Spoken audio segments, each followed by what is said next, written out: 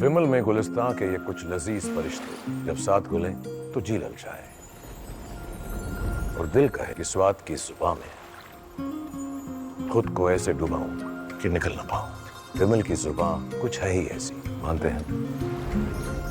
विमल, बोलो जुबान कैसी?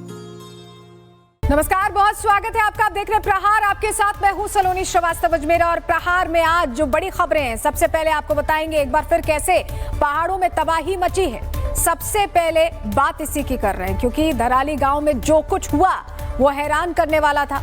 एक पूरी बस्ती खामोश हो गई, खामोश मलबे में बदल गई। गंगोत्री धाम के रास्ते पर बसे इस खूबसूरत गांव को तबाही ने ऐसा निगला जैसे कभी कोई वजूद ही ना रहा हो। धराली की तस्वीरें देखें तो लगता है जैसे केदारनाथ की त्रासदी फिर लौट आई। लेकिन सवाल यह है कि क्या हमने केदारनाथ से कुछ सीखा भी है? प्रशासन कह रहा है रेस्क्यू चल रहा है, लेकिन रास्ते बंद हैं, बारिश हो रही है, नेटवर्क नहीं है, मशीनें नहीं पहुंच पा रही हैं। तो क्या पहाड़ों के लिए कोई इमरजेंसी प्लान भी हमारे पास है, या हर बार भगवान भरोसे ही सब कुछ छोड़ दिया जाता है? हर बार आपदा के बाद ऐसी स्थिति खड़ी हो जाती है। खबर के इस पहलू पर भी बात करने वाले हैं। दूसरी खबर, अमेरिका की धमकी की तेल, टैरिफ और S-400, 3 मुद्दे और एक सीधी धमकी। डोनाल्ड ट्रंप ने कहा कि अगले 24 घंटे में भारत पर भारी टैरिफ लगाएंगे। वजह, भारत की रूस से बढ़ती नजदीकी और डोभाल की अचानक मॉस्को यात्रा। ट्रंप को नाराजगी है कि भारत रूस से तेल क्यों खरीद रहा है, लेकिन जब उनसे पूछा गया कि अमेरिका खुद रूस से यूरेनियम और उर्वरक क्यों ले रहा है तो उन्हें जवाब नहीं सूझा, वो बात को टाल गए। सवाल यह है कि दुनिया का हर युद्ध रुकवाने का दावा करने वाले ट्रंप को यह नहीं पता उत्तरकाशी में आए महाविनाश को 27 घंटे से ज्यादा का समय बीत चुका है। बादल फाड़ तबाही ने 34 सेकंड्स में सब कुछ खत्म कर दिया। पूरा धराली आज वीरान है। आपको इस पूरी महातबाही का एक एक अपडेट, एक एक रिपोर्ट आपको दिखाएंगे क्योंकि महाप्रलय की तस्वीरें प्रकृति का ये क्रोध, प्रकृति के केदारनाथ वाले प्रतिशोध की याद दिलाता है। सबसे पहले आपको रेस्क्यू की तस्वीर दिखाते हैं। ये बिल्कुल ताजा तस्वीरें हैं जहां लोगों को मलबे से निकालने के लिए हेलीकॉप्टर्स का इस्तेमाल हो रहा है। ये तस्वीर आप चिनूक की देख रहे हैं। चिनूक के जरिए लोगों को निकाला जा रहा है। वहां पर जो लोग फंसे हैं उन्हें सुरक्षित निकालने की कोशिश लगातार कल से चल रही है। इस रेस्क्यू ऑपरेशन को जब ये घटना हुई 27 घंटे हो चुके हैं और टीमें लगातार लोगों को निकाल रही है। ये बिल्कुल ताजा तस्वीरें आपको हम दिखा रहे हैं अभी की कि उत्तरकाशी में, धराली में इस वक्त क्या हालात है। आप देखिए, चिनूक का इस्तेमाल किया जा रहा है जिससे कि ज्यादा से ज्यादा लोगों को सुरक्षित निकाला जा सके, क्योंकि जिस तरह से मलबा आया था, अनगिनत लोग दबे हैं। अभी आंकड़े नहीं आए, अभी तक 4 की मौत की बात हो रही है, लेकिन आंकड़े जब आएंगे उस आंकड़े का तो इंतजार है ही और लोगों के सुरक्षित निकलने का भी इंतजार है। यही वजह की व्यवस्थाएं बड़े पैमाने पर की जा रही है। और तबाही की मदद के लिए एयरफोर्स का विमान भी पहुंच चुका है। ये तस्वीर भी देखिए, जल्द ही मौके से पीड़ित लोगों को एयरलिफ्ट किया जाएगा। तो एयरफोर्स का विमान भी मौके पर पहुंच चुका है। ये वो तस्वीरें जो बता रही हैं कि कितनी अटेंटिवनेस है इस पूरे घटनाक्रम को देखते हुए। एयरफोर्स भी अब पहुंच चुकी, विमान पहुंच चुका है। ये विमान की तस्वीरें हम आपको दिखा रहे हैं। इससे पहले चिनूक हेलीकॉप्टर्स का इस्तेमाल कैसे किया जा रहा है रेस्क्यू के लिए, ये हमने आपको दिखाया। और अब एयरफोर्स का विमान पहुंच चुका है मदद के लिए, क्योंकि ये जो त्रासदी हुई है, ये जो कुदरती कहर बरपा है, ये हमारी आपकी सोच से परे है। इस तरह की घटना में एयरफोर्स और स्विफ्टली एक्ट करेगी और ज्यादा मदद कर पाएगी, और यही वजह है कि एयरफोर्स का विमान पहुंचा है। अब चलिए जरा 2 तस्वीरें आपको दिखाते हैं। आपकी स्क्रीन पर 2 तस्वीरें रखते हैं, जहां एक तस्वीर ठीक उस वक्त की है जब धराली में सैलाब आया था, और दूसरी तस्वीर आज की है जहां पूरा इलाका मलबा बन चुका है। देखिए, पत्थर हटाए जा रहे हैं, सड़कें पूरी तरह से क्लॉडेड हैं, चारों तरफ बर्बादी के सबूत आपको दिखाई देंगे। चंद सेकंड्स में घर, मकान, दुकान, इंसान, सब कुछ पानी अपने साथ बहा कर ले गया। एक ऐसा खौफनाक मंजर जो हमने सिर्फ फिल्मों में देखा है, लेकिन आज धराली में ये सब कुछ एक हकीकत की तरह निकलकर सामने आया। और अब देखिए, अब रास्ते को क्लियर कराया जा रहा है। जो पत्थर गिरे हुए हैं, जो मलबा गिरा हुआ है, उसे हटाया जा रहा है। कल की तस्वीर जो तबाही लेकर आई और आज उससे लड़ने की तैयारी हो रही है। ये तस्वीर आप देख रहे हैं, पूरा रास्ता बंद है और ऐसी बहुत सारी तस्वीरें आ रही हैं जहां कहीं रेस्क्यू किया जा रहा है, कहीं सड़कें खोली जा रही हैं, कई लोगों को निकालने की जंग चल रही है। अलग अलग तरह के चुनौतियों से जो रेस्क्यू ऑफिसर्स हैं वो डील कर रहे हैं। देखिए, तस्वीरें सोचने पर मजबूर कर देती हैं कि उन लोगों का क्या हुआ होगा जो इस हादसे की जद में आए होंगे, क्योंकि जो लोग काफी दूर से वीडियो बना रहे थे, उनके पीछे से जो आवाजें आ रही थी वो इस तबाही का खौफनाक मंजर कैसा रहा होगा इसे बताती हैं। कुछ ही सेकंड्स में धराली किस तरह बर्बाद हुआ, सबसे पहले आपको वो वीडियो दिखाते हैं। उसके बाद सीएम धामी किस तरह एक्शन मोड में, उसके बारे में भी आपको बताएंगे, लेकिन पहले तस्वीर देखिए।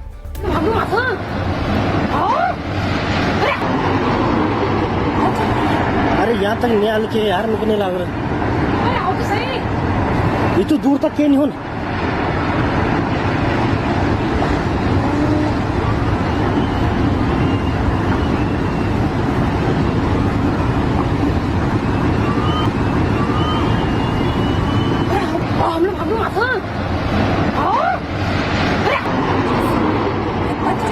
हमने आपको तस्वीर दिखाई है 25 सेकंड में जब आपदा का बम फट गया तो क्या स्थिति हुई, वो तस्वीर है ये। महाविनाश हुआ है सब कुछ महज कुछ सेकंड्स में, मिनट का भी समय नहीं था। सब कुछ तबाह हो गया, रास्ते टूट गए, मकान दुकान टूट गए, पूरा उत्तराखंड ऐसे में इन तस्वीरों के साथ संकट में दिखाई दे रहा है। धराली में आए इस महाप्रलय की कुछ ही वक्त बाद एनडीआरएफ, एसडीआरएफ, सेना और वॉलंटियर्स जहां पर मौके पर पहुंच गए थे। रेस्क्यू ऑपरेशन लगातार चल रहा है, कई टीम्स मौके पर मौजूद हैं और 4 लोगों की अब तक मौत हुई है। अभी पूरा आंकड़ा सामने नहीं आया है, कई लोगों के लापता होने की भी जानकारी मिल रही है। 190 लोगों को अब तक बचाया जा चुका है, 190 लोग बचाए गए, 4 की मौत की जानकारी है, लापता लोगों का आंकड़ा नहीं आया। अभी आंकड़ों को लेकर भी बहुत सारे सवाल हैं, क्योंकि आंकड़ों से ही पूरी स्थिति साफ होगी कि कितने लोग प्रभावित हुए। लेकिन सीएम धामी पल पल की अपडेट्स यहां पर ले रहे हैं। प्रधानमंत्री नरेंद्र मोदी भी सीएम धामी से घटना को लेकर सीधे बात कर रहे हैं। पूरा प्रशासन अलर्ट मोड पर है, इलाके में हालात बहुत खतरनाक बने हुए हैं। तो पीएम मोदी लगातार पूरे हादसे पर नजर बनाए हुए हैं। सीएम धामी से एक एक अपडेट लिया जा रहा है। पीएम मोदी ने क्लियर कट कह दिया है कि रेस्क्यू के लिए हर तरह की मदद की जाएगी। और इसी बीच आज उत्तराखंड के सांसदों का एक पैनल पीएम मोदी से मिलने के लिए भी पहुंचा। वो तस्वीर हम आपको दिखा रहे हैं। पीएम मोदी ने सांसदों से पूरी स्थिति के बारे में जानकारी ली है। वहीं दूसरी तरफ सीएम धामी भी एक्शन मोड में नजर आए। आज सीएम धामी खुद स्थिति का जायजा लेने के लिए मौके पर पहुंचे और क्योंकि उत्तरकाशी तक पहुंचने का मार्ग पूरी तरह ब्लॉक हो चुका है, ऐसे में सीएम धामी ने इस पूरे इलाके का एक एरियल सर्वे भी किया है, जिससे वो समझ पाए कि कौन सी जगह पर कितना नुकसान, कैसा नुकसान हुआ है। तस्वीर आप धामी की देख रहे हैं। कल धामी तिरुपति बालाजी में थे जब ये पूरी घटना हुई है और उसके बाद वो तुरंत वहां से निकले, मौके पर पहुंचे, लगातार कोऑर्डिनेट कर रहे थे और आज उन्होंने एरियल सर्वे भी किया है। सर्वे के बाद सीएम धामी ने हालातों को लेकर क्या कुछ कहा है, सुनिए। सभी एजेंसियां हमारी वहां पर काम कर रही है, सेना के लोग भी काम कर रहे हैं बचाव और राहत के काम में। आईटीबीपी लगी है, एनडीआरएफ, एसडीआरएफ और स्थानीय लोग, सभी लोग आगे आकर, हमारे जनप्रतिनिधि भी, सभी लोग बचाव के काम में लगे हैं। कल लगभग 130 के लगभग लोगों को रात को रेस्क्यू किया गया है और अभी लगातार खोजबीन जारी है। मौके पर पहुंचने के बाद सीएम धामी ने उन परिवारों से भी मुलाकात की जो इस महाप्रलय से प्रभावित हुए हैं। सीएम धामी से मिलते ही ये परिवार भावुक हो गए और अपना दुख मुख्यमंत्री के सामने रख दिया। तो ये तस्वीर देख रहे हैं, जो प्रभावित परिवार हैं उनसे मिलने के लिए मुख्यमंत्री पहुंचे, क्योंकि उनके लिए तो ये एक तरह की ऐसी त्रासदी है जो अपने जीवन काल में शायद ना भूल पाए। और यही वजह है कि मुख्यमंत्री पहुंचते हैं, उनका दर्द साझा करने की कोशिश करते हैं।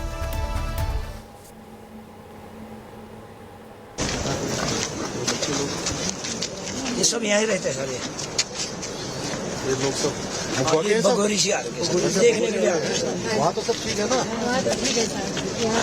हाँ, यहाँ का ध्यान रखिए आप लोग, बच्चों का ध्यान रखिए। बाकी देखते हैं लाइट वगैरह, बिजली वहाँ भी नहीं आ रही होगी, बिजली वहाँ बिजली नहीं आ जाएगा आजकल में और बिजली 50 साल बाद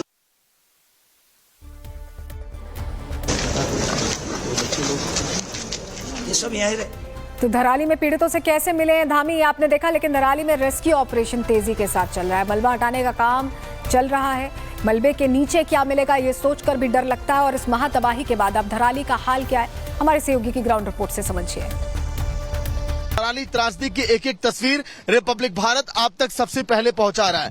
देखिए धराली जाने वाले रास्ते अभी कितने देखिए यहाँ पर भयावह इस समय दिखाई दे रहे हैं, वो हम आपको दिखा रहे हैं क्योंकि इस समय हमारी मौजूदगी भाटवाड़ा में है। यहाँ से चंद किलोमीटर की दूरी पर देखिए धराली है, लेकिन अब केवल पैदल चलने का महज अब रास्ता है। अभी तक तो मैंने कई सारा देखिए पड़ाव हमने पार किया, जवान भी यहाँ पर पार करते रहे, लेकिन ये तस्वीर आप देखिए जो वाकई में आपको डरा सकती है और भयभीत करने वाली तस्वीरें। नीचे देखिए बहुत गहरी खाई और यहाँ पर बहती है देखिए किस तरह से यमुना नदी, माफ करिए भागीरथी नदी का ये प्रवाह जो वाकई में और भी ज्यादा ये डराता है। अब मैं अगर आपको देखिए धीरे धीरे आगे लेकर चलूं तो अभिषेक दिखाइए, जब बादल फटा ऊपर से मलबा यहाँ पर बहा तो उसके बाद देखिए लगभग 20 फीट चौड़ी ये सड़क थी जो देखिए यहाँ पर धंस चुकी है और आधी जो है नदी में समा चुकी है। अब ऐसे में इस रास्ते को कैसे बनाया जाए, कैसे यहाँ से लोगों को निकाला जाए, क्योंकि पीछे आईटीबीपी की कई गाड़ियां खड़ी हैं। हमने अभी दिखाया था कुछ देर पहले, केवल हेलीकॉप्टर से ही रेस्क्यू ऑपरेशन किया जा रहा है। अब देखिए अब अगर मैं पैदल आ रहा हूं तो पैदल भी अब मैं जा नहीं सकता हूं। अभिषेक आगे आइए, लोग देखिए बहुत बच बच के यहाँ से पैदल अब जा रहे हैं। ये शख्स आप देखिए ऐसे ही मैं भी उस पार जाने की कोशिश अब करूंगा। ये देखिए पूरी सड़क यहाँ पर गायब हो गई है। ये देखिए जो यहाँ पर कटीले तारों के जरिए जो तार से पूरी देखिए यहाँ पर फेंसिंग की गई थी, जो पत्थरों को ढका गया था वो भी यहाँ पर देखिए नीचे यहाँ पर गिर चुका है। ये सड़कें आप देखिए पूरी तरह से कट चुकी हैं। तो धराली में रेस्क्यू ऑपरेशन लगातार जारी और प्रधानमंत्री का साफ कहना है कि एक एक जान हमारे लिए बेहद कीमती और तबाही की घड़ी में एक एक धराली वासी की जान बचानी। और ऐसे में धराली में ऑपरेशन रेस्क्यू कैसे लॉन्च किया गया उस पर डिटेल आपको दे देते हैं। लेकिन 150 से ज्यादा सुरक्षित अब तक निकाले जा चुके हैं लोग। सेना, एसडीआरएफ, एनडीआरएफ, आईटीबीपी एक्टिव है। राहत बचाव में एयरफोर्स शामिल है और हाई अलर्ट पर सभी बड़े अस्पतालों को रखा गया है। सभी मेडिकल स्टाफ्स की छुट्टियां रद्द कर दी गई हैं जिससे तुरंत जो जरूरत पड़ेगी उसे वो पूरी कर सके। आपदा में लापता लोगों की तलाश की जा रही है लगातार 27 घंटे से। हर्षिल से लापता जवानों की भी तलाश चल रही है। मलबा हटाकर रास्ते खोले जा रहे हैं और हमारे सहयोगी सागर, जिनकी ग्राउंड रिपोर्ट अभी थोड़ी देर पहले हम आपको दिखा रहे थे, जो हर तस्वीर हमारे पास धराली से भेज रहे हैं। सागर, आप हमारे साथ जुड़ गए, जरा दर्शकों को बताइए कि ये जो रास्ता है यहाँ पहुंचने में कितने घंटे लगे, अभी धराली में हालात क्या और कितना वक्त ये रेस्क्यू पूरा करने में लगेगा? देखिए बिल्कुल सलोनी, अगर हम बात करें तो रिपब्लिक भारत सबसे पहले एक तस्वीर यहाँ पर दिखा रहा है। यहाँ से महज केवल देखिए 40 किलोमीटर की दूरी पर करीब है धराली गांव। लेकिन अब देखिए यहाँ पर जो रास्ता है जहाँ से मैं पैदल अभी देखिए नहीं अब जा सकता हूँ, यहाँ पर बुलडोजर के जरिए, पोकलेन मशीनों के जरिए देखिए यहाँ पर मलबे को देखिए यहाँ पर ऊपर से गिरा के इस रास्ते को देखिए अभिषेक क्लियर किया जा रहा है ताकि हमारी गाड़ी यहाँ से जा सके। पीछे जो एनडीआरएफ की टीम है वो इस सड़क के रास्ते जा सके, इसीलिए देखिए एक बराबर सड़क ये बनाई जा रही है। सलोनी, ये जो तस्वीर दिखा रहा हूं बहुत है। ये जो आप बैरिकेड आप देख रही हैं किनारे किनारे, देखिए इस बैरिकेड की ऊंचाई इस समय मैं जहां पर खड़ा हूं ये ऊंचाई थी इस बैरिकेड की, लेकिन जब ऊपर से देखिए मलबा भारी तादाद में गिरा, जब ये सड़क यहां पर धसी तो लगभग देखिए 40 से 50 फीट नीचे सड़क ये धस गई। भागीरथी नदी में देखिए पूरी सड़कें समा चुकी है। ये सड़क पूरी तरह से टूट गई। ऊपर से बड़े बड़े देखिए बोल्डर यहाँ पर गिर गए, ऊपर से देखिए पेड़ यहाँ पर गिर गए और अब देखिए इसीलिए ये भयावह मंजर यहाँ का दिखाई दे रहा है। अब जो सामने नदी में दिखा रहा हूँ सलोनी, ये जो भागीरथी नदी है इसी में देखिए धराली का जो तेज बहाव है, जब बादल फटने के बाद कहा जा रहा है कि इसी में आया और यही एक नदी देखिए यहाँ से होकर गुजरती है। तो इसके अंदर भी रेस्क्यू ऑपरेशन सलोनी चलाया जाएगा ताकि जो लोग लापता है उनको भी देखिए ढूंढा जाए। संख्या सैकड़ों के करीब पहुंच चुकी है, मौत का आंकड़ा भी लगातार बढ़ रहा है और जैसे जैसे वक्त ये सलोनी आगे बढ़ रहा है चिंता वाकई में बढ़ती जा रही है। दिल की धड़कनें लोगों की बढ़ गई है कि आखिर जो लोग फंसे हैं, जो लोग लापता हैं, क्या वाकई में वो जिंदा मिलेंगे? क्या वो अपने से कहीं दूर तो नहीं चले गए? ऐसा तो नहीं कि वो दुनिया को अलविदा कह दी है। तमाम देखिए अनहोनी की आशंकाएं लोगों के जहन में है, उन परिजनों के मन में है कि आखिर जो लोग अभी तक अपनों से मुलाकात नहीं कर पा रहे हैं। सलोनी, अभी देखिए 28 लोग जो केरल के थे उनका कोई सुराग नहीं मिल रहा है कि आखिर वो लोग कहां चले गए। जो लोग गए थे गंगोत्री की तरफ घूमने के लिए, वो लोग एक होटल में रुके हुए थे। बड़े बड़े होटल देखिए इस बड़ी लहर में देखिए यहाँ पर बह चुके हैं। ऐसे में कैसे उन लोगों का पता लगाया जाए, ये एक बड़ी चिंता की बात है क्योंकि तेज बहाव में, इन तेज लहरों में देखिए सब कुछ कैसे इस सैलाब ने यहां पर बहा दिया, लोगों की उम्मीदें, लोगों की जिंदगी खत्म कर दी और लोगों की आशाएं टूट गई। लेकिन अब देखिए ऊपर हेलीकॉप्टर, देखिए 5 बजे के शो में एक्सक्लूसिव में दिखा रहा हूं ये जो लगातार लगभग सैकड़ों हेलीकॉप्टर हर एक घंटे में लगातार इसी तरह से लोगों तक मदद पहुंचा रहा है ताकि लोगों तक मदद भी पहुंचे। मैं आपको अगर कुछ दूरी पर मैं दिखाऊं तो सड़क पर ही देखिए हेलीकॉप्टर आ रहा है, सड़क के जरिए जो एनडीआरएफ की गाड़ियां फंसी हैं वहीं के देखिए जरिए लोग एनडीआरएफ की टीमों को अब उठा रहे हैं हेलीकॉप्टर, वहां से सामान को भी अब भेजा जा रहा है क्योंकि देखिए लैंड करने के लिए जगह नहीं है। हेलीपैड की अगर मैं बात करूं तो आपने देखा वो भी किस तरह से इस भयानक त्रासदी में वहां पर नुकसान पहुंचा है। मैं आपको दिखा रहा हूं उधर की तस्वीर, एक बार अभिषेक जूम करिए जहां पर हेलीकॉप्टर उतर रहा है सड़क के ऊपर। अभिषेक आगे की तरफ आइए, वो देखिए जहां मैं दिखा रहा हूं वहां से देखिए, अब देखिए हेलीकॉप्टर जो देखिए घूम रहा है। अगर मैं आप स्क्रीन में अगर आप देख पा रही हैं ये बिल्कुल देख पा रही हूँ सागर, आप ब्रीफ करते रहिए। लाइव तस्वीरें, एक्सक्लूसिव तस्वीर है ये रिपब्लिक भारत पर। ये देखिए तस्वीर ये कैसे अब रोड पर देखिए हेलीकॉप्टर उतर चुका है सलोनी। अब ये हेलीकॉप्टर जो है सड़क पर उतरने के बाद एनडीआरएफ की जो वहां पर 3 से 4 गाड़ियां खड़ी हैं, शायद जूम मैं कर पा रहा हूं कैमरे से, आप देख पा रहे होंगे ऑरेंज कलर का जो गाड़ियां हैं कैमरे में, उन गाड़ियों से एक एक सामानों को उठाकर इस हेलीकॉप्टर में रखा जा रहा है। उस हेलीकॉप्टर के जरिए हर एक मदद की सामग्री, क्योंकि सीएम धामी ने, पीएम मोदी ने कह दिया है कि एक एक लोगों तक मदद यहां पर जल्द से जल्द पहुंचाई जाए, इसलिए बीआरओ कंपनियां, कमांडर की गाड़ियां इस समय घटनास्थल पर मौजूद है। देखिए कुछ देर में हेलीकॉप्टर उड़ने वाला है, अगर हम स्क्रीन पर बने रहेंगे, फ्रेम में अगर आप रहेंगे तो शायद वो भी आप देखें। महज केवल 2 से 4 मिनट में कैसे हेलीकॉप्टर अब सारे सामानों को, सारी सामग्रियों को यहां से लेने के बाद महज केवल 5 से 10 मिनट के अंदर उस धराली के दुर्गम इलाकों में पहुंच रहा है जहां पर लोगों ने अपनों को खो दिया और इस भयानक त्रासदी ने कई लोगों की जिंदगी ले ली और कई लोग अभी भी लापता हैं। वो हेलीकॉप्टर जो देखिए इस समय लाल कलर की बत्ती वहां पर जल रही है, बस अब हेलीकॉप्टर वहां से उड़ान भरने वाला है कुछ देर में। बस अब वहां से सामान देखिए लोड अप किया जा रहा है, जो एनडीआरएफ की गाड़ियां लगभग 5 से 6 गाड़ियां मैं जहां पर खड़ा हूं यहां से देखिए टहलते हुए वहां तक पहुंची हैं। हम भी कोशिश कर रहे हैं कि कुछ देर के बाद वहां तक पहुंचे। जो हेलीकॉप्टर में सामान देखिए लादा जा रहा है उसको भी हम कैप्चर करके दर्शकों को दिखाएं। अभिषेक फोकस किए रही हेलीकॉप्टर की तरफ, देखिए अब कुछ ही देर में लगभग इसी तरह से 50 बार हेलीकॉप्टर, क्योंकि अब देखिए अब प्रशासन ने साफ कह दिया है कि अभी सड़क बनाने में थोड़ा वक्त भी लग सकता है, सुबह का वक्त भी यहां पर लग सकता है। जो एक देखिए यहां पर पुलिस कर्मी है बीआरओ की तरफ से, इन्होंने खुद यहां पर मोर्चा संभाला हुआ है। क्या लग रहा है कितनी देर में? सर 2 से 4 घंटे, कोई बात नहीं, आप यहां पर लगे होंगे। जी 4 घंटे लग सकता है। 4 घंटे लग जी जी।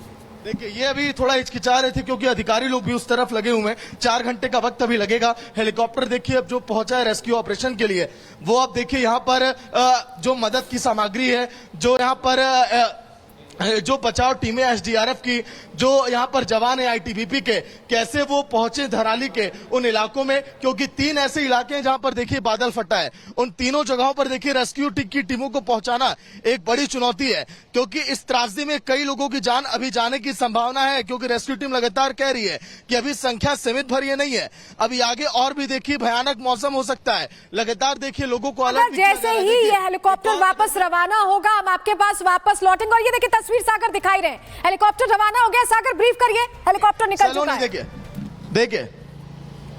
देखिए फिलहाल देखिए अब जैसे ही मैंने जिक्र किया था, 2 मिनट आप स्क्रीन पर बने रहिए। हेलीकॉप्टर देखिए जाए उड़ान भरने वाला है। सामान भरने के बाद हेलीकॉप्टर एनडीआरएफ की टीम के द्वारा अब जा रहा है देखिए ऊपर। ये धराली के उन दुर्गम इलाकों में पहुंच रहा है जहां पर बड़ी त्रासदी और आपदा ने लोगों का जीवन देखिए खत्म कर दिया और इस बड़ी त्रासदी में लोगों की जान गई, लोग अभी लापता है। सामान इस हेलीकॉप्टर में जो हमने लाइव तस्वीरें रिपब्लिक भारत पर आपको दिखाई, एनडीआरएफ की टीमों को बैठाने के बाद, उन सामानों को लोड करने के बाद अब पहुंच चुका है धराली की तरफ। वहां पर लोगों तक मदद पहुंचाने के बाद महज केवल अगले 10 मिनट के अंदर इस हेलीकॉप्टर को सलोनी वापस फिर एक बार यहीं पर हम देखेंगे। तो इस तरह से देखिए तेजी कितनी ऑपरेशन में ला दी गई है। उम्मीद है कि कल सुबह तक धराली के उन दुर्गम इलाकों में मैं भी खड़ा रहूं, क्योंकि देखिए सभी अधिकारियों की गाड़ियां यहां पर फंसी हुई हैं। देखिए कमांडर की गाड़ियां, जो तमाम देखिए जो लोग यहां से जा रहे हैं वो अब नहीं जा पा रहे हैं। ऐसे में उम्मीद है कि लोगों का जीवन देखिए वहां पर बचा रहे। लगातार लोग दुआएं कर रहे हैं, मिन्नतें कर रहे हैं, जिन लोगों से हमने बातचीत भी की है। सलोनी बैक टू स्टूडियो। जो आप तस्वीर दिखा भी रहे हैं कि कैसे बहुत त्वरित गति से पूरा रेस्क्यू चलाया जा रहा है। हेलीकॉप्टर आता है, सामग्रियों को लेता है रात की और तुरंत मूव करता है, तो बहुत तेजी दिखाई जा रही है। यहाँ बहुत स्विफ्टली रेस्क्यू ऑपरेशन चलाया जा रहा है। लेकिन जरा आपको अब ताजा तस्वीरें दिखाने जा रहे हैं, अभी की तस्वीरें। धराली इस वक्त कैसा दिख रहा है ये देखिए। ये वही धराली है जहां पर वो पानी तेज रफ्तार से बादल फटने के बाद आया और अपने साथ समेट गया, पूरी जिंदगियां समेट गया, पूरा गांव समेट गया। और यहाँ पर सिर्फ मलबा है। आप तस्वीर देख रहे हैं, यहाँ पर मकान हुआ करते थे, होटल्स हुआ करते थे, होम स्टेज हुआ करते थे। हमने कल ही आपको तस्वीर दिखाई है। देखिए पूरा रास्ता साफ हो गया है। ये अभी हालात, और ये तस्वीर डराने वाली भी है, चिंता बढ़ाने वाली भी है, क्योंकि अभी आंकड़े सामने नहीं आए हैं। डर इस तस्वीर को देखकर इसलिए और बढ़ जाता है कि क्या जितना हम सोच रहे हैं उससे भयावह ये त्रासदी है। क्योंकि आप देखिए जो मकान दुकानें सब एकदम मलबे के नीचे दबे दिख रहे हैं। इन मकानों में लोग रहते थे, जीवन रहता था, जिंदगियां रहती थी। पूरा गांव मलबे के नीचे दबा दिख रहा है। एक आध होटल्स आपको दिख जा रहे हैं जो शायद कई फ्लोर बने थे, उनके कुछ फ्लोर्स दिख रहे हैं। लेकिन ये तस्वीर बहुत भयावह है, ये चिंता बढ़ाने वाली तस्वीर, और बता रही है कि धराली का जो ये गांव था, यहाँ के जो लोग थे वो संकट में हैं, वो दर्द में हैं, और वो अपनी जिंदगी की लड़ाई लड़ रहे होंगे इस मलबे के बीच। और यही सेना, एनडीआरएफ और एसडीआरएफ, आईटीबीपी सभी की कोशिश है कि जितने लोग बचे हैं या जितने लोग प्रभावित हैं उन्हें निकाला जाए, क्योंकि अब सिर्फ अंदाजा लगाया जा सकता है कि कितने लोग इसकी जद में आएंगे। पूरा गांव है, आंकड़े बहुत ज्यादा हो सकते हैं। तस्वीर ये डराने वाली सामने आई। लेकिन धराली में मौसम खुलते ही हेलीकॉप्टर के जरिए एनडीआरएफ और एसडीआरएफ के जवानों को ग्राउंड जीरो हर्षिल पर ले जाया जा रहा है, जिससे कि रेस्क्यू ऑपरेशन में और तेजी आ सके। हमारे सहयोगी की एक रिपोर्ट देखिए। मैं इस वक्त भटवाड़ी हाली पेड़ पर मौजूद, और आप देख सकते हैं कि चॉपर यहाँ पर आया है। ये यहाँ पर जो एसडीआरएफ के जवान है उनको यहाँ से ले जा रहा है। मौके पर आप देख सकते हैं ये एसडीआरएफ के जवान है, इनको यहाँ से ले जाकर के हर्षिल ले जाया जा रहा है। ये एसडीआरएफ के जवान आप देख सकते हैं, लगातार रेस्क्यू ऑपरेशन जारी है। जब से मौसम खुला है उसके बाद से यहाँ पर लगातार जो एसडीआरएफ के जवान है उन्हें हेलीकॉप्टर की मदद से ग्राउंड जीरो पर पहुँचाया जा रहा है। ये तमाम तस्वीर आप देख सकते हैं, यहाँ पर हेलीकॉप्टर के माध्यम से एसडीआरएफ के जवानों को पहुँचाया जा रहा है। अब तक की अगर लगातार बात की जाए तो एसडीआरएफ और एनडीआरएफ के 12 जो जवान हैं वो यहाँ पर हेलीकॉप्टर के माध्यम से जा रहे हैं। इसके साथ ही खाद्य सामग्री, राशन भी हर्षिल में पहुंचाई जा रही है। मुख्यमंत्री धामी के निर्देश पर ताबड़तोड़ रेस्क्यू ऑपरेशन लगातार चल रहा है। मुख्यमंत्री धामी स्वयं यहाँ पर उत्तरकाशी में कैंप करके बैठे हुए हैं। उन्होंने सख्त निर्देश दिए हैं कि तेजी के साथ रेस्क्यू ऑपरेशन चलाया जाए। और आप देख सकते हैं इस हेलीकॉप्टर में एसडीआरएफ के, एनडीआरएफ के जो जवान हैं उन्हें यहाँ से लगातार ग्राउंड जीरो पर, यानी कि जहाँ पर एक घटना घसी है हर्षिल में, वहाँ पर लगातार ले जाने का काम किया जा रहा है, उन्हें पहुँचाने का काम किया जा रहा है। और पुलिस प्रशासन की बात की जाए वो यहाँ पर व्यवस्था बनाया हुआ नजर आ रहा है। आप तमाम प्रशासन के अधिकारी को यहाँ पर देख सकते हैं, वो लगातार यहाँ पर व्यवस्था बना रहा है। एक बार चौपर जाता है फिर दूसरा चौपर आता है। ये तमाम तस्वीरें जो है आपको भटवाड़ी हेलीपैड की तस्वीर आपको दिखा रहा हूँ। भटवाड़ी हेलीपैड की तमाम तस्वीरें आप अपने टीवी स्क्रीन पर देख सकते हैं। लगातार मौसम खुलने के बाद रेस्क्यू ऑपरेशन तेजी के साथ चलाया जा रहा है। एसडीआरएफ और एनडीआरएफ के जवान हैं, इनको लगातार घटनास्थल पर, यानी कि ग्राउंड जीरो पर पहुंचाया जा रहा है। ये तस्वीर आप देखिए। तो तस्वीर आपने देखी, रतन आपको दिखा रहे थे कैसे हेलीकॉप्टर के जरिए सारी तेजी से रेस्क्यू किया जा रहा है। इस समय धराली में आई इस महातबाही ने पूरे देश को हिला कर रख दिया है। और ये तबाही इस बात का भी सबूत है कि जब प्रकृति को क्रोध आता है तो मंजर क्या होता है। रिपोर्ट देखिए।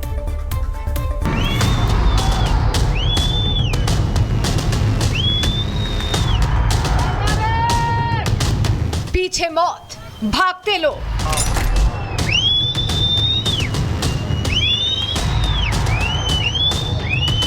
धरती पर मृत्यु लोक।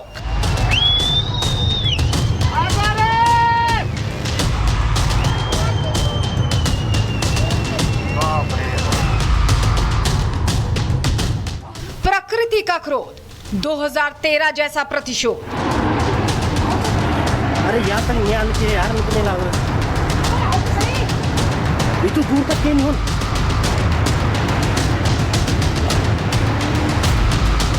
कभी टूरिज्म का शांत और सुंदर चेहरा आज तबाह हो चुका है।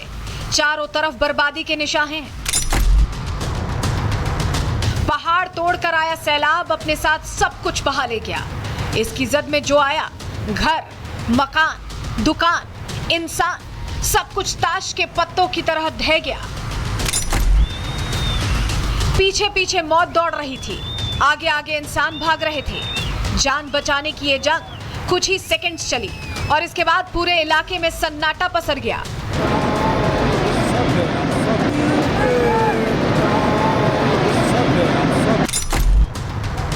एक मिनट से भी कम समय में सब कुछ बदल गया। जो जमीन कल तक जिंदगी से भरी थी, आज वहां सिर्फ मलबा, सन्नाटा और सिसकियां हैं। उत्तरकाशी के धराली में जो तबाही मची, उसने पल भर में पूरे इलाके को शमशान बना दिया।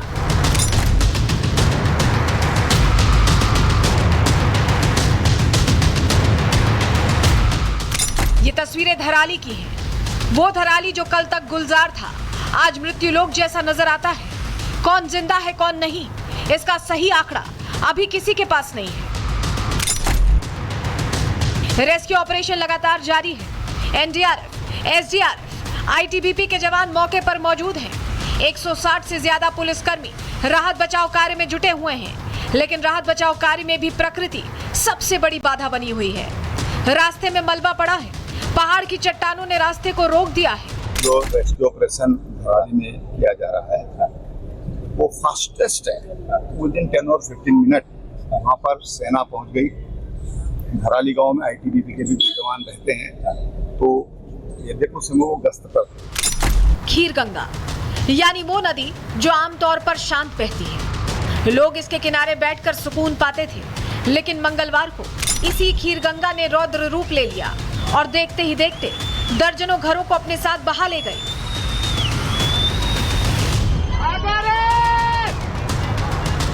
जिन गलियों में बच्चों की हंसी गूंजती थी, जिस बाजार में लोगों की चहलकदमी रहती थी, आज वहां मलबा है, मातम है और बिखरी पड़ी है यादें। कभी जहां आबादी थी, आज सिर्फ वीराना है।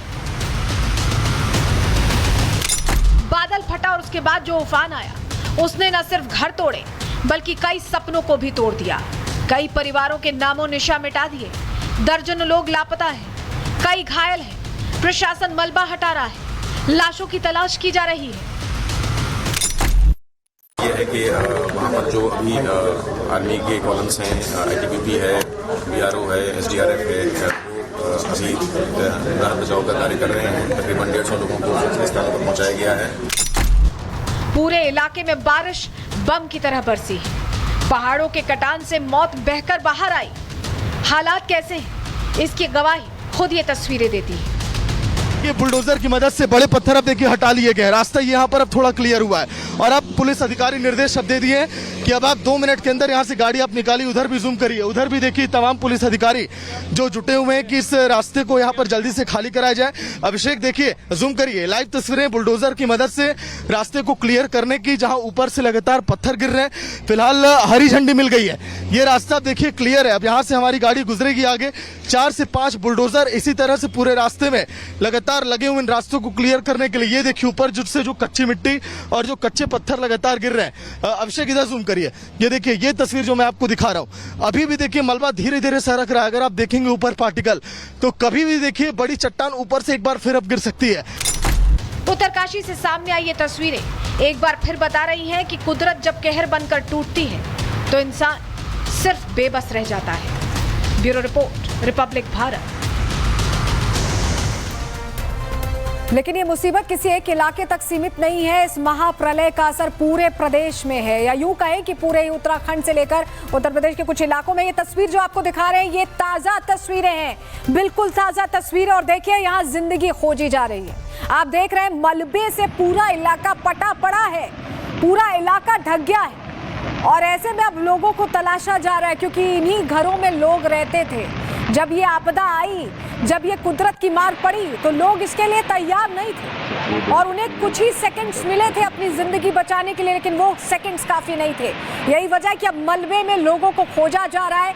ये एक्सक्लूसिव तस्वीरें आपको दिखा रहे हैं, जहां सेना, पुलिस, एनडीआरएफ, एसडीआरएफ, तमाम जो टीम्स हैं वो लगी हुई हैं। और पूरे स्ट्रेच में जो धराली गांव हुआ करता था, जहां अब सिर्फ मलबा है, वहां पर सब कुछ तबाह हो चुका और उस तबाही के बीच जिंदगी खोज रहे हैं।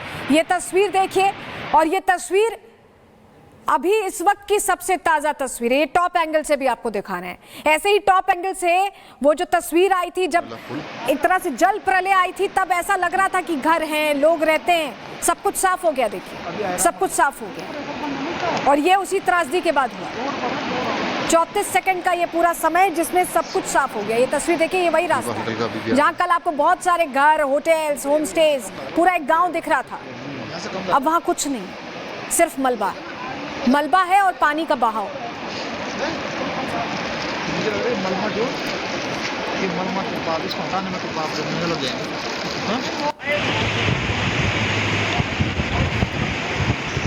पटवारी की तो ये तस्वीर आप देखिए, सब कुछ मलबे में तब्दील हो चुका है, सब कुछ जमींदोज हो चुका है। जो पानी का प्रहार पड़ा, जो बादल फटा, उसके बाद आफत आ गई यहाँ पर। और ये भीषण तबाही की तस्वीर है। ये अब तबाही के निशान हैं जो हम आपको दिखा रहे हैं।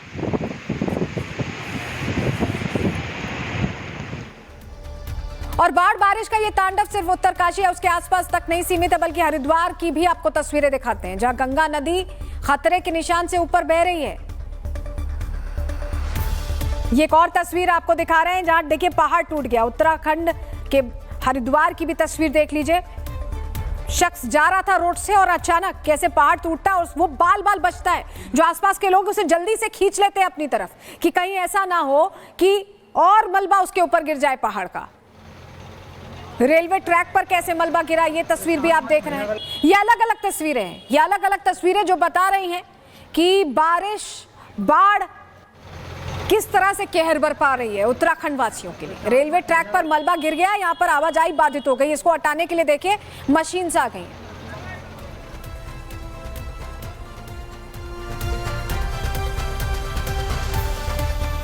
और जरा प्रयागराज की भी आपको तस्वीर दिखा देते हैं। यहाँ पर भी पानी ने अपना रौद्र रूप दिखाया है। वो तस्वीर सामने आई, अपना कब्जा कर लिया है। लोग किस तरह से परेशान हैं ये देखिए। ग्राउंड रिपोर्ट भी आपको दिखाएंगे, लेकिन पहले प्रयागराज में कैसे पानी का लॉकडाउन है ये देखिए। शहर के अंदर गंगा मां घुस चुकी हैं और हर जगह पानी दिखाई दे रहा है। प्रयागराज में मुख्य शहर के बाढ़ प्रभावित हिस्से हम आपको दिखा रहे हैं। जरा इन दुकानों को देखिए, ये तटवर्ती इलाके की दुकानें हैं और इन दुकानों में सामान बिका करता था। आप दुकानों पर नाम पढ़िए, मोबाइल की दुकान दिख रही है, पान की दुकान दिख रही है, कोल्ड ड्रिंक की दुकान, और सब कुछ जलमग्न है। जल प्रलय की स्थिति यहाँ पर तटवर्ती इलाकों में दिखाई दे रही है। और तस्वीरों को देखिए कैसे दुकानें, कहीं पूरी दुकान डूबी है, कहीं आधी दुकान डूबी है। डूबी हुई दुकानों की तस्वीर है और इन डूबी हुई दुकानों में हम आपको दिखा रहे हैं कि कैसे ये पूरा इलाका जलमग्न हो रखा है और जलमग्न इलाके में मुसीबत कैसी लोगों के सर पर आई है। बच्चे आपको दिखाई देंगे, जिन इलाकों में ये गलियों में खेला करते थे आज वहाँ तैर रहे हैं ये तमाम बच्चे। और देखिए घरों को देखिए, सब कुछ डूबा हुआ है। मुसीबत, जल प्रलय, विपदा कुछ ऐसी आई है कि इस विपदा के बीच में जिसे जहां मौका मिला है निकलकर सुरक्षित चला गया है। जिनके घर ऊंचे हैं वो ऊपर के मंजिलों की तरफ चले गए। तो हमारे सहयोगी की रिपोर्ट आप देख रहे थे, बोट में बैठकर उन्होंने रिपोर्ट तैयार की है। तो आप समझिए वो शहर की स्थिति। और सिर्फ प्रयागराज में ही ऐसी हालत नहीं है, उत्तर प्रदेश के और अलग अलग शहर भी ऐसी तस्वीरों से लैस हैं। वाराणसी की तस्वीर आप देख रहे हैं, काशी की, जहां गंगा नदी का जलस्तर बढ़ने के बाद शहरों के अंदर पानी कैसे घुसा, ये देखिए। बाढ़ के हालात बन गए हैं और लोग इसी के बीच आवाजाही कर रहे हैं, बमुश्किल आवाजाही कर रहे हैं। मुरादाबाद जिले की भी ऐसी ही हालत है। मुरादाबाद की तस्वीर जरा आपको दिखा रहे हैं, जहां तेज बारिश के बाद शहर में पानी भर चुका है। सड़कों से लेकर रेलवे स्टेशन तक भीषण जलभराव देखने को मिल रहा है। ये देख रहे हैं आप तस्वीर, देखिए रेलवे स्टेशन है जहां भीषण जलभराव है। ये मुरादाबाद की तस्वीर है। तो सिर्फ उत्तराखंड ही नहीं, बल्कि आपको बताएं कि उत्तर प्रदेश में भी ऐसी स्थिति दिख रही है। तो उत्तराखंड से लेकर उत्तर प्रदेश तक प्रकृति का कहर देखने को मिल रहा है और ये वक्त है पीड़ितों के साथ खड़े होने का, लोगों की मदद करने का। लेकिन यूपी के पूर्व मुख्यमंत्री अखिलेश यादव इस दुख की घड़ी में भी सियासी रोटियां सेकने का काम कर रहे हैं। वो सोशल मीडिया पर पोस्ट करते हैं कि तबाही कुछ स्वार्थी लोगों की वजह से आई है और इस सैलाब को लेकर उनका स्टेटमेंट भी आता है, लोगों की जान जा रही है और सरकार कुछ नहीं कर रही है, ये कह रहे हैं। यानी अखिलेश यादव इस आपदा में भी अवसर तलाशने की कोशिश कर रहे हैं। ये सवाल यूपी में बाढ़ में लोगों की जान जा रही है, सरकार को कोई चिंता नहीं है, सरकार कोई मदद नहीं कर रही है। तो मंत्री की बात नहीं माना जा रहा, नहीं, वहाँ किसी की बात नहीं मानी जा रही। तो देखिए, एक तरफ तबाही का मंजर है उत्तराखंड में, तो हालात बेकाबू हो चुके हैं। प्रधानमंत्री नरेंद्र मोदी पूरी नजर बनाए हुए, सीएम धामी और सीएम योगी से सीधा अपडेट्स लिया जा रहा है। लेकिन कुछ नेता अभी भी इस आपदा में अपनी राजनीतिक रोटियां सेकने का काम कर रहे हैं। ये सब कुछ जनता देख रही है, लेकिन हमारे सवाल राजनीतिक नहीं, सामाजिक है। केदारनाथ आपदा से क्या हमने सबक लिया? अगर सबक लिया होता तो हालात इतने खराब नहीं होते। ऐसी सेंसिटिव जगहों पर डिजास्टर मैनेजमेंट यूनिट्स लगाने की जरूरत नहीं तो जो फुल टाइम एक्टिव रहें, ये भी तो समझना पड़ेगा। डेवलपमेंट के नाम पर क्या हम प्रकृति के साथ छेड़छाड़ कर रहे हैं? क्या टूरिज्म के नाम पर पहाड़ों के साथ अत्याचार किया जा रहा है, प्रकृति से छेड़छाड़ किया जा रहा है? और आखिरी सवाल जो बहुत महत्वपूर्ण है, क्या अब प्रकृति रीसेट बटन दबाना चाहती है? क्या नेचर को हीलिंग की जरूरत है? रिपोर्ट देखिए।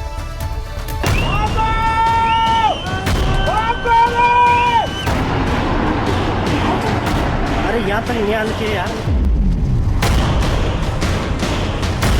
साल 2013 केदारनाथ में तबाही आई, 4700 शव मिले, 5000 से ज्यादा लोगों का आज तक कुछ नहीं पता।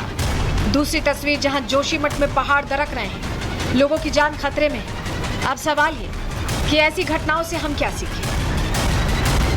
आज धराली में आई तबाही के बाद ये सवाल एक बार फिर मौजूद है। प्रकृति के साथ खिलवाड़ के हजारों सबूत हमारे सामने मौजूद हैं, लेकिन हम कितना बदले?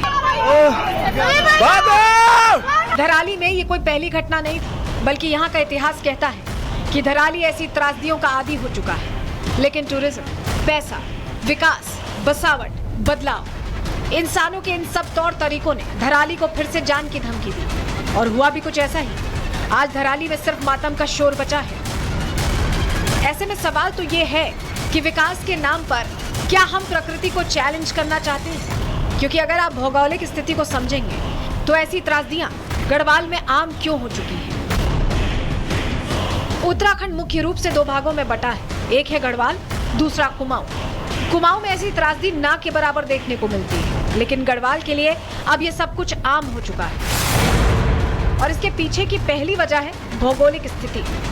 खड़ी ढलानें, ढीली मिट्टी और बार बार होने वाली भारी बारिश इस क्षेत्र को अस्थिर बनाती है। और दूसरी वजह है विकास के नाम पर अनियंत्रित निर्माण, जंगल कटाई और सड़क निर्माण, जिसने यहाँ की नाजुक स्थिति को और बढ़ा दिया है। और यही वो कारण है कि गढ़वाल कुमाऊं की तुलना में ज्यादा संवेदनशील है।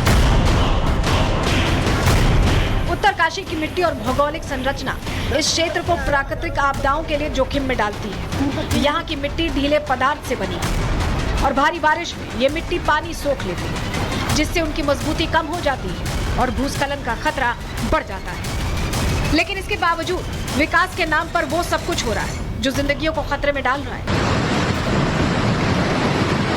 ऐसे में सवाल तो उठेगा कि लोगों की जान से ज्यादा जरूरी क्या अब हमारे लिए वो विकास हो गया है जिसके नाम पर पैसा, शौक और सुविधा के पीछे हम भाग रहे हैं? पैसा कमाने की लालसा ने पहाड़ों का चक्का जाम कर दिया है। पहाड़ों पर गंदगी ने पानी कटान की दिशा को भी प्रभावित किया है। पानी के करीब बने होटल्स, रिजॉर्ट खूबसूरती के नाम पर लोगों की जिंदगी से किया जा रहा सबसे बड़ा धोखा नहीं तो और क्या है? ऐसे में सरकार को पहाड़ों की सुरक्षा के लिए कुछ जरूरी कदम उठाने की जरूरत है, क्योंकि प्रकृति का क्रोध झेलने की शक्ति इंसानों में नहीं है। और इसके लिए हम मसूरी के उस उदाहरण से भी सीख सकते हैं जहां प्रशासन ने मसूरी में आने से पहले रजिस्ट्रेशन की व्यवस्था की है। और इस एक कदम से न सिर्फ भीड़ को नियंत्रित किया जा सकता है, बल्कि पहाड़ों के स्वास्थ्य का भी ख्याल रखा जा सकता है। Bureau report, Republic Bharat. तो उत्तरकाशी की हर तस्वीर पर हमारी नजर रहेगी। अब आगे बढ़ रहे हैं, अगली खबर की बात कर रहे हैं। जब तक बात दूसरों की होती है तो अमेरिका के नियम बदल जाते हैं, खुद चाहे कुछ भी करता रहे। अमेरिका खुद रूस से यूरेनियम, टाइटेनियम और उर्वरक जैसे अरबों का सामान मंगाता है, लेकिन जब भारत अपने हित में वही करे तो ट्रंप साहब को गुस्सा आ जाता है, धमकियां दी जाती हैं, टैरिफ की तलवार लटकाई जाती है और सलाह दी जाती है कि भारत रूस से दूरी बना ले। लेकिन अब भारत ने ट्रंप को आईना दिखा दिया है, बाकायदा आंकड़ों और तथ्यों के साथ। डिटेल में बताएंगे कैसे जवाब दिया है, लेकिन सबसे पहले आपको बताते हैं कि ट्रंप आज भारत पर और ज्यादा टैरिफ का ऐलान कर सकते हैं। जी हां, ये बड़ी जानकारी जान लीजिए। उन्होंने कल ही कहा था कि वो 24 घंटे में भारत पर भारी टैरिफ लगाने जा रहे हैं। क्या कर सकते हैं जान लीजिए पहले। भारत पर टैरिफ लगा सकते हैं ट्रंप, ये जानकारी मिल रही है। ट्रंप की धमकी से भारत बेफिक्र है। देखिए, रूस से तेल ना खरीदने को लेकर ये उनकी धमकी, लेकिन भारत को इसका कोई असर नहीं पड़ रहा। भारत ने रूस से तेल खरीदना जारी रखा है और भारत के फैसले से ट्रंप अब तिल मिला रहे हैं, गुस्सा है। भारत पर टैरिफ का ऐलान संभव है। 30 जुलाई को भी टैरिफ लगाया था, भारत पर 25% टैरिफ लगाया था, लेकिन इस टैरिफ बम्प का हम पर कोई असर नहीं हो रहा। जब भारत के पत्रकार ने अमेरिका से सीधा सवाल पूछा तो ट्रंप साहब अनजान बन गए। कैसे टाल गए सवाल, पहले वो सुनिए। India says that the US imports Russian uranium, chemicals, fertilizers, while criticizing their energy imports. Your response to that, sir? I don't know anything about it. I'd have to check, but we'll get back to you on that. Yeah, please. तो देखिए, कह रहे मुझे कुछ पता ही नहीं है। ऐसे पीस प्राइज पाना हो, नोबेल प्राइज, तो तमाम देशों से कहने लगेंगे कि मैंने इतनी जगह युद्ध विराम कराए, और ये पता ही नहीं है कि रूस से क्या क्या मंगा रहे। गजब ही है। मतलब यूक्रेन युद्ध से पहले भारत रूस से सिर्फ 0.2% यानी 68,000 बैरल तेल प्रतिदिन इंपोर्ट करता था, लेकिन मई 2023 तक ये बढ़कर 45% हो गया है। और अब पिछले 2 साल से भारत हर साल $130 अरब यानी कि 11.33 लाख करोड़ रुपए से ज्यादा का रूसी तेल खरीद रहा है। तो रूस कहाँ है, अमेरिका कहाँ है, कितना तेल हम किससे खरीदते हैं, चलिए ये जानकारी फटाफट आपको बता देते हैं। भारत के टॉप सप्लायर्स कौन है? सबसे पहला है रूस, 17.8 लाख बैरल प्रतिदिन हम इनसे लेते हैं। इराक की बात करें, 9 लाख बैरल प्रतिदिन, ये दूसरे नंबर पर है। तीसरे नंबर पर सऊदी अरब है, 7 लाख बैरल प्रतिदिन इनसे लेते हैं। अमेरिका, ये वजह है, देखिए 2.71 लाख बैरल प्रतिदिन सबसे आखिर में आता है। और यही तिलमिलाहट की वजह, यही असली कहानी है, यही असली दर्द है। रूसी तेल पर पूरी दुनिया को धमकाने वाले डोनाल्ड ट्रंप से जब पूछा गया क्या चीन और बाकी देशों पर 100% टैरिफ लगाएंगे, तो जवाब में सिर्फ गोलमोल बातें मिली, ना हाँ ना। मतलब धमकी तो दे दी, लेकिन अब पीछे हटने का रास्ता भी खुला छोड़ दिया। तो सवाल सीधा है कि यह विदेश नीति है या प्रेस कॉन्फ्रेंस में किया गया ड्रामा? सुनिए। Do you still plan to follow through on your threat to impose 100% tariffs on all countries that purchase Russian energy, including China? Well, I never said a percentage, but we'll be doing quite a bit of that. We'll see what happens over the next fairly short period of time. But we'll see what happens. Yep. You know, they have a meeting tomorrow. We have a meeting with Russia tomorrow. We're going to see what happens. We'll make that determination. तो देखेंगे होता क्या है। ये बयान था, सुना आपने। भारत और अमेरिका के बीच खराब होते रिश्तों पर रिपब्लिकन पार्टी की नेता निक्की हेली ने ट्रंप पर निशाना साधा। उन्होंने कहा कि अमेरिका को भारत जैसे मजबूत सहयोगी के साथ रिश्ते खराब नहीं करने चाहिए और चीन को छूट नहीं देनी चाहिए। निक्की हेली का पोस्ट हम आपको दिखा रहे हैं, जिसमें वो सचेत कर रही है डोनाल्ड ट्रंप को। इधर ट्रंप बार बार टैरिफ बम फेंक रहे हैं। अब भारत की दवाओं पर टैरिफ लगाने का संकेत दिया है। ट्रंप भारत से अमेरिका आने वाली दवाओं पर टैरिफ बढ़ाकर 250% तक कर देंगे। ट्रंप शुरू में कम टैरिफ लगाएंगे और फिर 1 से 1.5 साल में इसे 150 और फिर 250 करेंगे, ऐसा कहना है उनका। लेकिन ऐसा क्यों कर रहे हैं ट्रंप, जरा डिटेल इस पर समझिए। 2024 में भारत ने यूएस को $30 अरब की दवा बेची। भारतीय दवा का सबसे बड़ा बाजार अमेरिका है और भारत की दवा निर्यात में यूएस की हिस्सेदारी 31% है। अमेरिका में 70% जेनेरिक दवाइयां आयात होती हैं। इनमें अकेले आधी जेनेरिक दवाइयां भारत से ही जाती हैं। भारत ने $8.73 अरब की जेनेरिक दवा एक्सपोर्ट की है और ट्रंप के टैरिफ से जेनेरिक दवा कंपनियों पर असर पड़ेगा। कंपनियों के एबिटा मार्जिन पर 5% असर संभव है।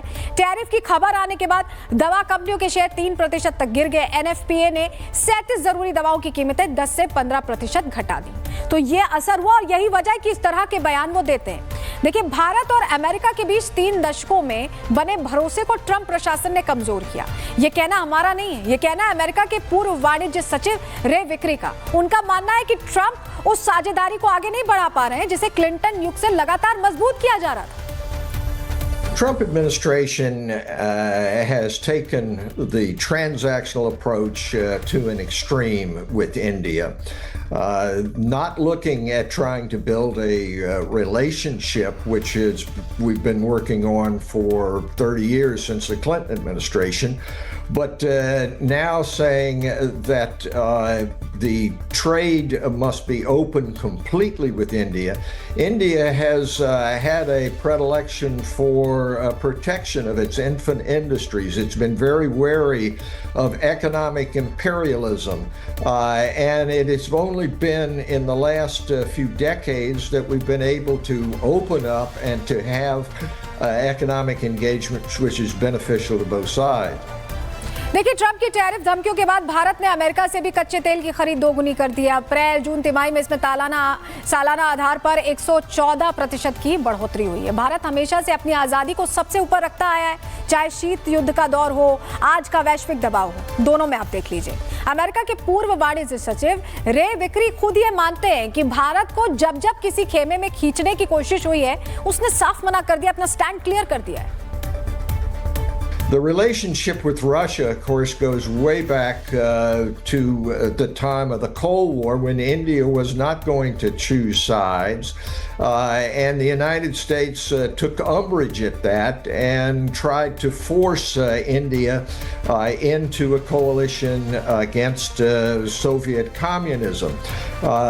They didn't want to do that. They wanted to maintain their independence for fear that it would be a neo-colonial kind of situation with the West.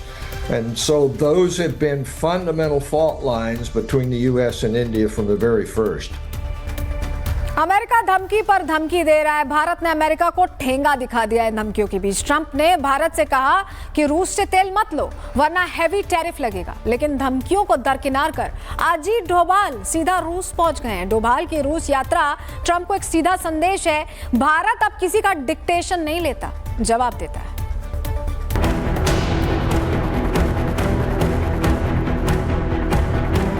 प्रधानमंत्री नरेंद्र मोदी के हनुमान माने जाने वाले डोभाल अपने क्लियर मिशन, सस्ता तेल, घातक हथियार और भारत की ताकत को और धार देने के मकसद से रूस पहुंच चुके हैं, जहां वो रूसी अधिकारियों के साथ बैठक कर भारत रूस रक्षा और सुरक्षा के मुद्दे पर चर्चा करेंगे। रूस में अजित डोभाल की मुलाकात राष्ट्रपति पुतिन से भी हो सकती है। अजित डोभाल के दौरे का मकसद साफ है कि सस्ता रूसी तेल, S-400 मिसाइल डिफेंस सिस्टम की डिलीवरी के साथ अब भारत की नजर Su-57 जैसे 5वीं पीढ़ी के फाइटर जेट पर है। डोभाल को ऐसे ही मोदी का हनुमान नहीं कहा जाता। वो जहां जाते हैं वहां भारत की रणनीति लिखी होती है, चुपचाप लेकिन असरदार। चाहे आसमान हो या समंदर, भारत की हर बड़ी ताकत में रूस की साझेदारी है। ये दोस्ती सिर्फ कागज पर नहीं, मैदान में भी उतरती है। अजित डोभाल रूस की जमीन पर खड़े हैं और भारत की ताकत, रणनीति और भविष्य को वहां आकार दे रहे हैं। भारत अपना दबता है न रुकता है, अब बस बढ़ता है। अमेरिकी राष्ट्रपति डोनाल्ड ट्रंप ने धमकी दी कि भारत पर भारी भरकम टैरिफ लगाएंगे, लेकिन डोभाल की रूस यात्रा ने अमेरिका को संदेश दे दिया कि अब भारत किसी का डिक्टेशन नहीं सुनता है। वहीं अब रूसी राष्ट्रपति पुतिन ने अमेरिका को दो टूक कहा है कि अमेरिका रूस के ट्रेड पार्टनर पर दबाव न बनाए, हम इसे थ्रेट समझेंगे। डोभाल की रूस यात्रा उस नीति का हिस्सा है जो बोलती नहीं लेकिन पूरी दुनिया को सुनाई देती है। और ट्रंप को शायद अब समझ आया होगा कि भारत को आंख नहीं दिखाई जाती बल्कि सलाम किया जाता है। Bureau report, Republic Bharat. इधर प्रयागराज के राम श्रीश बाहुबली महाराज ने अमेरिका को दो टूक कहा कि भारत आत्मनिर्भर है। सोचिए, जब 5 साल के एक बालक ने ट्रंप को जवाब दे दिया तो भारत का आम नागरिक क्या सोचता होगा ट्रंप के इस टैरिफ बम को लेकर। अपना भारत अब बहुत तरक्की कर रहा है, जिससे कि अमेरिका को जलन हो रही है। वो भारत पर टैक्स लगाने की धमकी दे रहे हैं। इसलिए अगर आप भारत की वस्तुएं इस्तेमाल करेंगे तो अमेरिका को मुंह तोड़ जवाब मिल जाएगा। तो देखिए, बाल संत तो कह रहे हैं कि भारत की वस्तुएं इस्तेमाल करिए और कह रहे हैं कि भारत जवाब दे रहा है। देखिए, ट्रंप ने ब्राजील की तरफ दोस्ती का हाथ बढ़ाया, इन सारी चीजों के बीच बात करने के लिए ऑफर दे दिया, लेकिन लूला दा सिल्वा ने अमेरिकी राष्ट्रपति डोनाल्ड ट्रंप से बातचीत के प्रस्ताव को ही ठुकरा दिया। राष्ट्रपति लूला दा सिल्वा ने साफ कहा कि मैं ट्रंप से नहीं, मोदी और जिनपिंग जैसे नेताओं से बात करूंगा। ये वही लूला है जिनके देश पर अमेरिका ने 50% टैरिफ लगाया है और अब ब्राजील WTO तक जाने की तैयारी कर रहा है। यानी ट्रंप की धमकियों और दबाव की राजनीति को अब सिर्फ भारत ही नहीं, दुनिया के दूसरे लोकतंत्र भी आईना दिखा रहे हैं, सबक सिखा रहे हैं और बता रहे हैं कि वो उनके इस टैरिफ बम से, ये टैरिफ वाली धमकी, ये वाला दबाव अब उनके ऊपर चलने वाला नहीं है। भारत ने रास्ता दिखा दिया है बाकी देशों को और बाकी देश भी अब पीछे पीछे आ रहे हैं। और ब्राजील तो देखिए अब जुड़ी गया। ब्राजील ने तो कह ही दिया कि मोदी से बात करेंगे, जिनपिंग से बात करेंगे, ट्रंप से बात नहीं करेंगे। इसी के साथ आज के प्रहार में इतना ही। कल फिर हाजिर होंगे डिटेल रिपोर्ट के साथ। तब तक के लिए दीजिए इजाजत। नमस्कार। विमल में गुलिस्तां की ये कुछ लजीज फरिश्ते जब साथ घुले तो जी ललचाए और दिल कहे कि स्वाद की इस जुबां में खुद को ऐसा डुबाऊं कि निकल ना पाऊं। विमल की जुबान कुछ है ही ऐसी, मानते हैं ना? विमल बोलो जुबां केसरी।